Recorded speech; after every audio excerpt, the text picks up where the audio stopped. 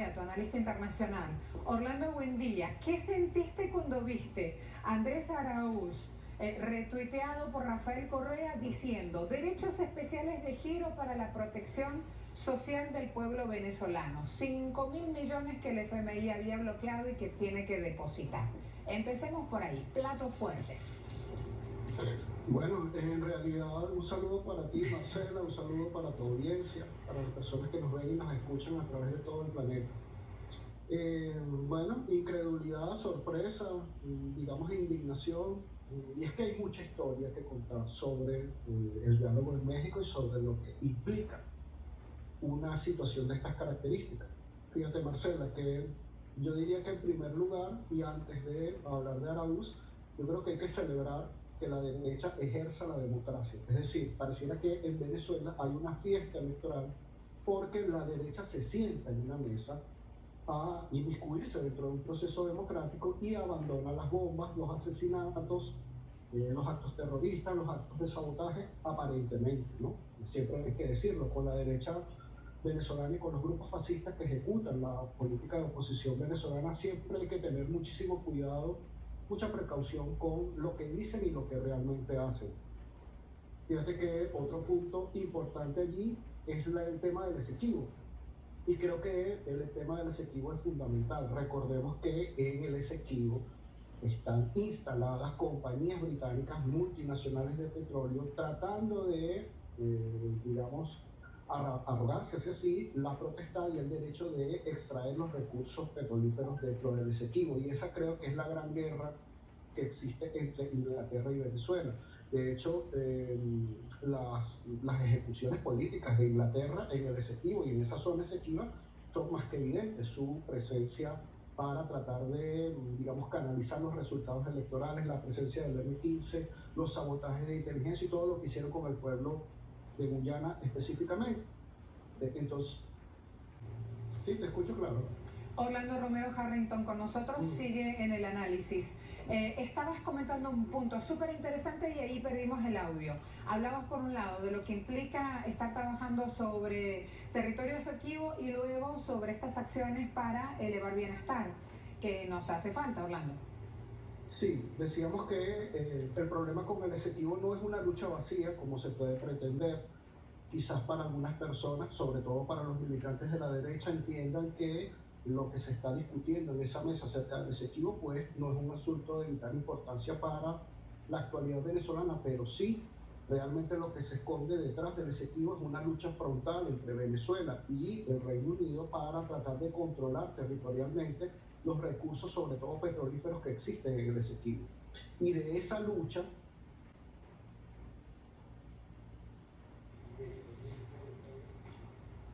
importante que reconoce la derecha local y reconoce las fuerzas del chavismo, reconocen al territorio Esequibo como parte del territorio nacional indisoluble y además ejercen un acto de soberanía al declarar, al firmar ese manifiesto. Es un golpe mortal para el Reino Unido y ese golpe mortal nos lleva al cuarto punto o al tercer punto, que es el retorno de los capitales y los activos, sobre todo que están en el Reino Unido, como un eje de discusión dentro del diálogo.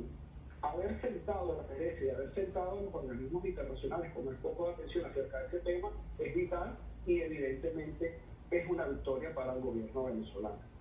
El otro punto importante es la definición de pandemia, la definición del fenómeno de la pandemia como un eje de unión política para todos los sectores del país. Otro punto a favor del gobierno venezolano, que se haya firmado un acuerdo en donde la derecha reconoce la importancia de este fenómeno y reconoce que también tiene que sumarse con su presencia durante en todos los organismos internacionales a atacar este fenómeno.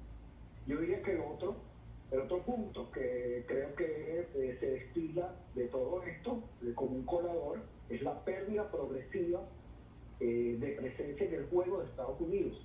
Recordemos que la exigencia principal de Estados Unidos para el diálogo de México es que haya elecciones presidenciales y que Maduro salga del poder.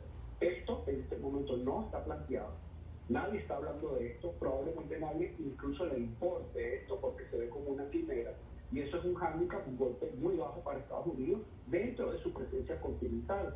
Agregamos a esto la salida de Carlos Becker como una exigencia del gobierno venezolano para no entablar negociaciones con un presunto agente del gobierno de Estados Unidos. Recordemos que Carlos Vecchio se autonombró, al igual que su líder Juan Guaidó, como embajador de Venezuela en Estados Unidos, cosa que no lo recuerda, que tiene allá en la embajada. Entonces, recordemos que todo este ámbito, todo este hype positivo que se está generando en México, no tiene que ver nada con la visión que tiene Estados Unidos de Venezuela, la visión que tiene Estados Unidos del pueblo. Para Estados Unidos en este momento, unas elecciones presidenciales, unas elecciones a gobernadores, unas elecciones a alcaldes, serían absolutamente perdidas por el chavismo. Es decir, la conciencia y la visión de Estados Unidos al practicar su guerra en Venezuela tiene como una nación en crisis, una nación que se está desmoronando, un Estado fallido. Y por eso es que Estados Unidos se permite, de alguna manera, sentarse en el diálogo en México, avirosando planteando dentro del esquema, planteando dentro del escenario, una posible derrota del chavismo a nivel electoral. Eso es lo que está en juego y esa es la visión de Estados Unidos. Ahora, aprovechemos también este tiempo para hablar de estas acciones a desplegar ya en la próxima etapa, porque el comunicado de ayer, 10 de la noche, que todo Venezuela esperaba, ya habla de estos dos primeros puntos. Hay terreno político para desandar y también allí estaría bueno focalizar. Orlando, ¿qué te parece? Sí, ¿qué se puede venir después de estos acuerdos? Primero, para la militancia de la derecha y para los partidos de derecha que hacen vida en el país, tratar de bajar la intensidad de las reacciones de sus militantes. Es decir, no se meta en cualquier red social y no consulte los perfiles de las personas que están, de los candidatos habituales de la oposición, porque se va a encontrar con una serie de comentarios, una serie de engagement muy negativo, que realmente lo que da es vergüenza consultar en una red social de estas personas. Pero, así como da vergüenza, esa vergüenza se debe a producto de la insatisfacción por décadas de la oposición al tener unos líderes de oposición que realmente no tienen un plan de país, sino que tienen un plan de entreguismo del país. Entonces, en primer lugar, la derecha tiene que manejar el resentimiento y el descontento de su propia militancia y sobre todo convencerlas de que el voto es una salida, es un proceso democrático y es un proceso civil de toma de decisión y de ejecución y toma de decisiones dentro del país. En primer lugar, eso. En segundo lugar, el gobierno va a intentar apalancar y solidificar la presencia, sobre todo, de la ingesta de recursos recursos efectivos que se encuentran aislados en el extranjero, precisamente por estos mismos políticos. Entonces, yo creo que el futuro que puede venir dentro del diálogo se basa primero en una exigencia del gobierno por potenciar esos acuerdos y tratar de lograr soluciones efectivas, rápidas y sobre todo notables frente a la opinión mundial en la consecución de volver a tener nuestros activos y nuestros recursos que le pertenecen a la patria. En segundo lugar, por el terreno que a él le conviene en este momento, que son los fatídicos derechos humanos estadounidenses. Recordemos que de la cúpula de Norteamérica, la cúpula del Pentágono, se está destilando un progresismo que tiene que ver con muchas necesidades individuales y muchas necesidades colectivas, sobre todo, que no habían sido escuchadas ni por la izquierda ni por la derecha a nivel de todo el planeta, y que esas necesidades están en una manera efervescente en este momento. Entonces Estados Unidos se está bañando con un ropaje, con un disfraz de derechos humanos para intentar atacarlo, restringir al gobierno venezolano, y por aquí van a venir ataques a estos terroristas presos. Gracias a Dios que los tenemos presos aquí en Venezuela por todo lo que han hecho.